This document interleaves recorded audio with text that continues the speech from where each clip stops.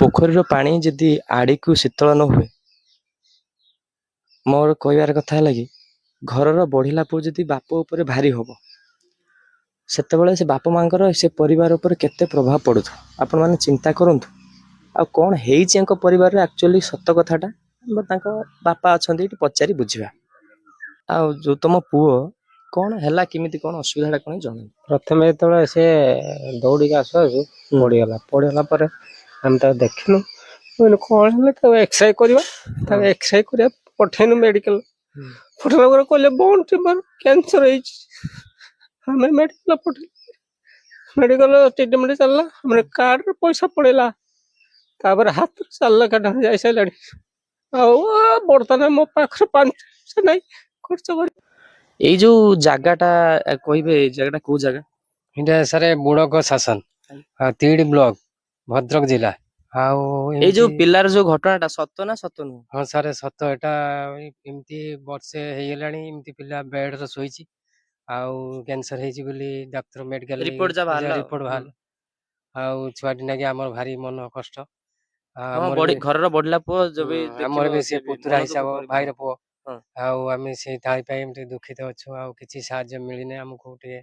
कम कोन चाहू ओडिसा लोक तुम साहाय्य करो ओडिसा रे लोक हमकु टे साहाय्य करन कोन घर जमी भी कुआडे बिक्री हिसाब से ना कोन को जमी बिक्री आ डिओ दवा पाई हेत आ डिओ पाई होजी लोक ठीक हे पार नै आ मु बिक्री करि पारने मो घर डिओ दवा पाई प्रस्तुत मु वर्तमान जो पुअर जति खर्च हैला जो BSKY कार्ड रे कौन केमती खर्च होइथिला आ अछि केते की सरिलानी तार टेस्ट होला तार जो ऑपरेशन केस ऑपरेशन हैला तार केमो नेला परे सब 5 लाख टका पड़ेला कार्ड रे पैसा सरी जाइछि कार्ड सरी के मो हाथ रे 4 लाख टका खर्च होई छलानी दिनच पत्र भला मंद डिओ बाड़ी सब मिथि जाई पुअर जो केमो नबा केते थर हे गेलानी एबे सुदा केमो ऑपरेशन कहले सारे कहले ऑपरेशन हो सारा पर 4टा केमो ना ऑपरेशन पर 4टा केमो नाला नहीं सारा पर बर्तमान कहले तार भविष्य फ्यूचर में आउ 3टा केमो नब पैसा ठीक कर मो सारे पैसा पत्र तो ना आपन गोटे काम करतु गवर्नमेंट को कर देंतु से गवर्नमेंट को एफआर कर देले गवर्नमेंट थरिए नहीं आ 2 थर नबा कथा परिस्थिति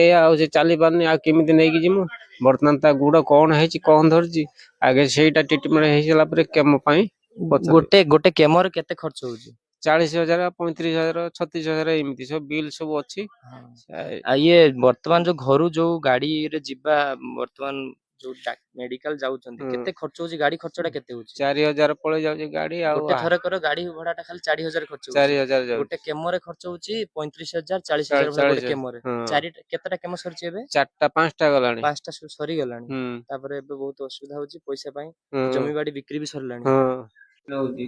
कि जे मे काल रजिस्ट्रेशन देई कि धरि कि देई गले अब ए कोन से फोन कर पचालो सार को से मना कले कि ना ना कोई आशा करी काली के आसारे कहले आ से माने धर बर्तन जति गोड़ जति जोर पेन होउची से जो पेन हो भाई सार कहले सार कोन मना करछन कि जो धर पेन होउची मु इंजेक्शन उडे नै कि जीबी मो संभाळ हेबनी सार मना करछन पूरा अलगा बाहर किछि माने इंजेक्शन के टैबलेट खाए पूरा बंद माने सी जोडा कहबे सेटा देबो न अलगा किछि देबो अलगा देले तार प्रॉब्लमटा अलगा है ना सेति से मना करथे तो देखुछ सब समस्त देखुछ तो ये बड़ा कि बड़ा असुविधा मु तो निजे देखुची पिलार ए बड़ा असुविधा आ मु मोर बा कोन क्षमता अछि मु समस्त हाथ जोड़ के रिक्वेस्ट करूची ए पिलार सहयोग निहात दरकार आपण मानकर आज यदि सहयोग न करबे गुटे बढ़िला पिला बापा मानकर केते टेंशन मते तो पूरा एडी देखाउची मु भी गुटे का घर रो पुओ की कोन और सेटा मते फील होउची बोले आज दिन से सब देखिया पडुची जहां भी असुविधा है हम तो क्षति पूर्ण करि पारेन फिर भी हम सहयोग समस्त करबा ताको परिवार को हम पूरा